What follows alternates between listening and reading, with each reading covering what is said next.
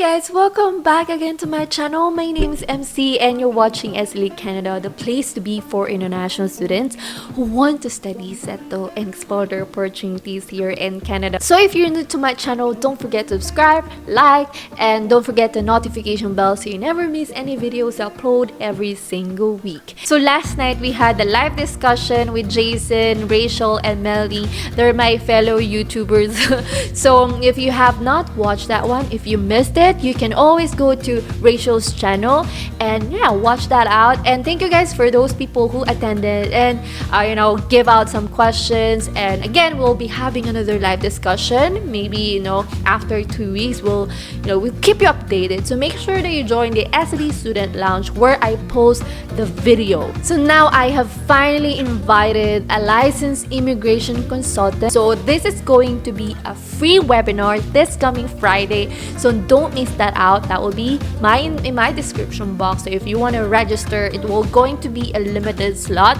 So make sure that you check my description box, and again I will post it in our group. So I'm so excited because, as you know, I'm not an immigration consultant and I'm very limited when it comes to answering questions because I'm very careful.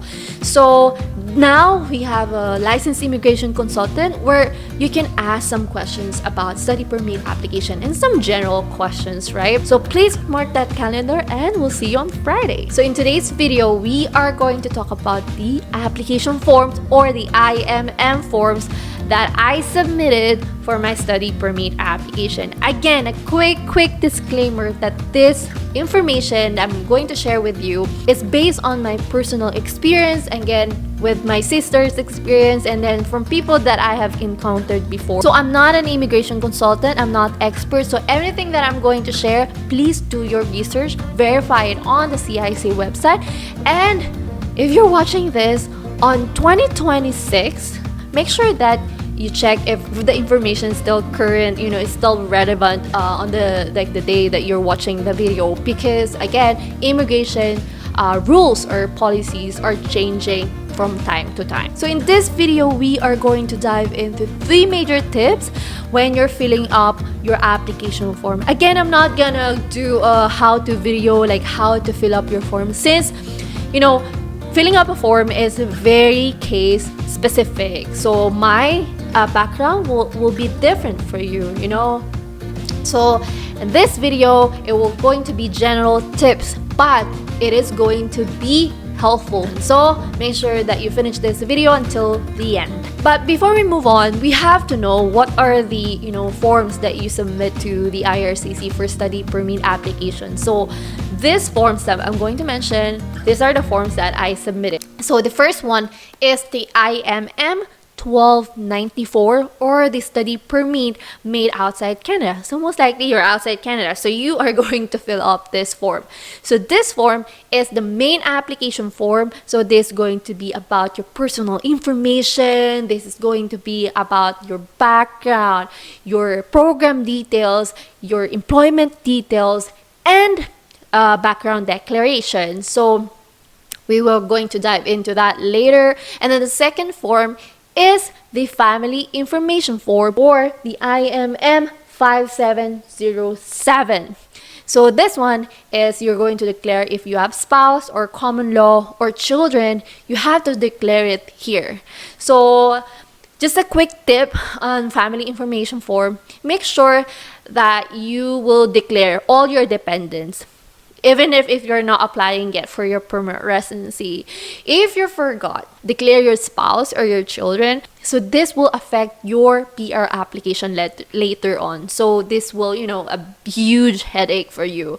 So I've known some people that they forgot to declare their common law, I guess, their common law partner, because I think their agency forgot to tell them that there is an option where you can bring your partner, right? If you have lived for a year, you have that privilege, right? So they forgot to tell the applicant. So now that will be hard, right? You cannot apply for open work permit for your partner, because during your study permit application, you have failed to declare your common law or your partner, right? So make sure if you have common law partner, if you have son, if you have children, make sure that you declare them on your family information form. You have to be honest when you're filling up your application form. The third one is the Statutory Declaration of Common Law, or the IMM 5409. So this one, if you have a partner, not necessarily like married couple, if you have a partner and then you've been living together for at least a year now, then you have the option to bring your partner here with you while you're studying, right? Meet the eligibility, you have to submit some proof that so you guys have a genuine relationship. Make sure once you filled up this form, you go to a lawyer and then notarize it. So the next form is the Authority to Release Personal Information, or the IMM 5475. So this one, I have used this before because when I applied for a study permit, it was a paper-based application. So I was in Dubai, but I submitted my application to the Philippines. So I asked my mom to go to Visa Center or VFS, and then I had to fill up this form because IRCC, they're very, very sensitive when it comes to, giving out personal information, because they have Privacy Act here in Canada, and you have to follow that as well. So if you have someone else who will deal or maybe access your information to the IRCC, you will most likely fill this up. So yeah, those are the forms that you are more likely be submitting to the immigration.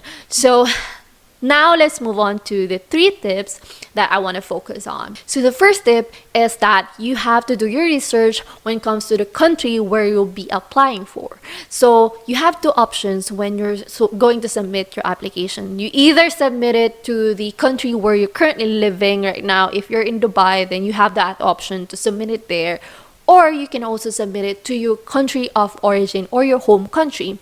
So do your research. Make sure that you apply to the country where there is like increased approval rate. You don't want to apply it to the country where there are a lot of rejection. So if I'm going to apply in the Philippines, I made sure that I'm going to use a Philippine address, my mailing address, my residential address. So this one, I'm going to leave this to you guys. Do your research on how to fill up the application, especially if you want to submit your application online. And also, I will highly suggest, once you're done filling up your application, just book a consultation to an immigration consultant.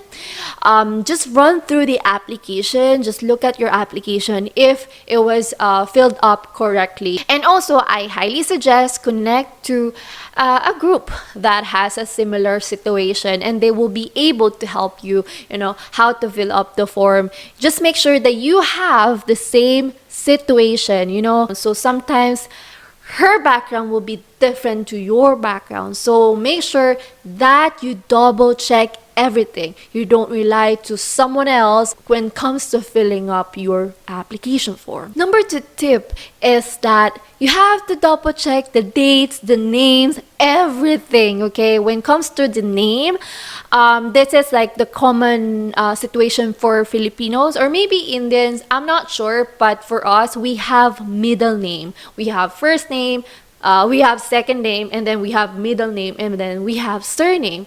So what I do with this one, especially on the application, they don't have the section where it says middle name, right? So what I do, because you want to show the full name shown on your passport, I will put my middle name together with my first name. So once it's in the system, it will show the full name as per your passport. And then the second one is the date. Don't mess up your birth date and then the start date of your program and the end date. Make sure that you double check, coordinate with the school when it comes to the exact date. So the third major tip that I'm going to share in this video is that you have to be honest and transparent when you are filling up your application form. So there's a part on your application where it says background, declaration of your background. So sometimes it will ask you some, medical condition, if you had tuberculosis, or maybe it has a question about visa refusal. You need to answer this truthfully, straight from your heart, and especially for if you had a visa refusal. Let's say, for example, if you had a US visa refusal, they will find that out because most of the countries right now, they have shared database when it comes to their biometrics. So you never know, they will find that out, and you don't want to, misrepresent your application form. So that will affect your approval again. You might get refused because they're going to question your credibility. Again, we have a free webinar with an immigration consultant this coming Friday, and this topic will be our discussion for about 20 minutes, and then we have 40 minutes where we can ask general question with her. And this is the time, if you have any question about the application form, this is the time to ask her. So I'm really thankful with this immigration consultant because she's giving out like free webinar where you're supposed to be paying a immigration consultant, right? So I'm really glad that she is so generous. So again, thank you guys for watching this video. Give it a thumbs up if you like it, and share this video to your friends, and I'll see you in the next video. Thank you guys.